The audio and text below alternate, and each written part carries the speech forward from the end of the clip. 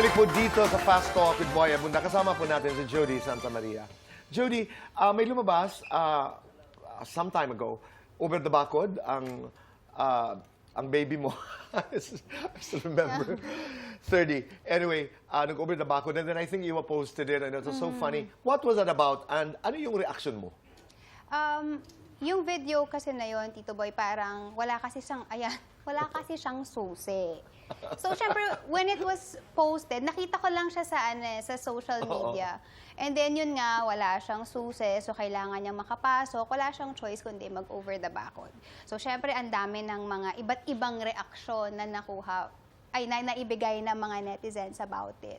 But you know what, as a blended family, meron kaming mga pag-uusap eh. Hindi lahat naman syempre na ilalabas, 'di ba, Right. Tito Boy? So I asked them, what was this about? Ganyan. So doon ko nga nalaman yung pagkawala ng susi. Sabi ko, okay, kung 'yan ang problema, masusolusyonan. Bigyan ng susi, 'di ba? Ang mas concern ko diyan talaga is baka mahulog at mabago kang ulo. Yun talaga, hindi yung na-post eh. Yung baka ma-aksidente. So, kailangan kong sabihan si 30 na, babe, you have to be very careful. Kasi kung biglang nadulas ka dyan, ma-hit mo yung head mo sa floor, masakit sa puso yun. How old is 30 now? He's turning 18. May girlfriend na. One day, he comes to you, not even marriage. He comes to you and says, Mom, I'd like to introduce my girlfriend to you. Anong magiging reaction mo kaya? Hi!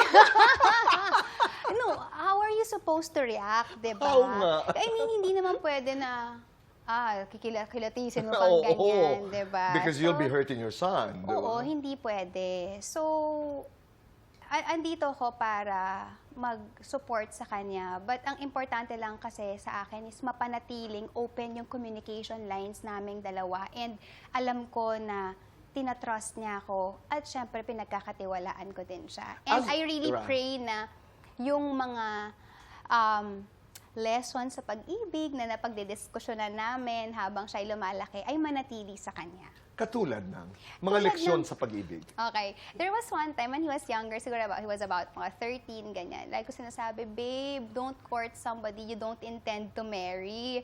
So, yung mga friends ko naman yung, sobra ka naman. Pagkaligaw, kailangan yun ang pakakasalan. Sabi ko, oo naman, because love is not a game. Char. Oo, hindi pwede yung diba? Parang try and try, tapos, kumbaga, parang, mag-aano ka lang, parang, hindi siya game. Yun lang ang gusto ko sabihin, baka saan ako mapunta. Let's talk about life lessons. Kung meron kang mga iiwanang leksyon sa buhay sa iyong anak, ngayon, mga ano ito? Siguro, isa dyan, nothing lasts forever. Kung iisipin mo, diba, Tito Boy, parang ang nega, nothing lasts forever. Pero for me, napakaganda niyang reminder para sa ating lahat. Nothing lasts forever. When good days come, be grateful.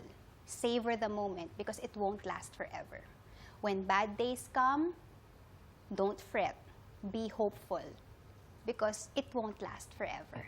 It will pass. I like that. Kasi, parati ko ito sinasabi, and this is part of my book, lalo na sa celebrity business. The one immutable law in the business is that nothing lasts forever. Totoo yun. Friends talaga tayo. Nothing really lasts forever.